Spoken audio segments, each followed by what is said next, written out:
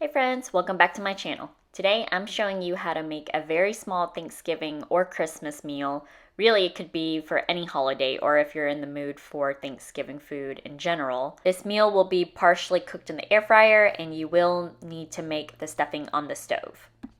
Go ahead and pause your video to get a list of the ingredients. Beep, beep, beep, beep, beep, beep, beep, beep, beep, beep, beep. Go ahead and put your turkey legs in the air fryer. You'll want to cook them on a lower temperature so that they're nice and juicy. So this will be cooked at 300 for 7 minutes. While the turkey legs are cooking, you'll want to go ahead and get started on your stuffing. Per the instructions on the bag, you'll want to have a cup and a half of water. Go ahead and bring that to a medium-high heat. I don't know what that means, so I picked the number 7. Once the first 7 minutes are up, go ahead and take them out and flip all of your legs over. This will help ensure that they're browned evenly. You'll want to pop them back in the air fryer at 300 degrees for an extra 5 minutes. At this point, your water definitely should be bubbling. I won't lie to y'all, my water was starting to make sounds, so I had to run back. Go ahead and drop your 6 tablespoons of butter in there and mix well. Once your butter has completely melted, go ahead and turn off your stove. You'll want to take your pot off the heat. And at this point, you could also go ahead and season it, or you could wait until after you drop your stuffing mix in.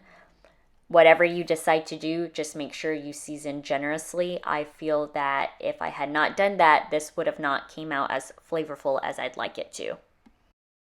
Once the stuffing is coated in that butter juice, go ahead and put the lid back on and let it sit for 5 minutes. Okay, at this point, your turkey legs should be done. Go ahead and just look at how beautiful it is. And then pop them back into the air fryer for about 2 to 3 minutes at 400 degrees. This will make the skin crispy. And they're done.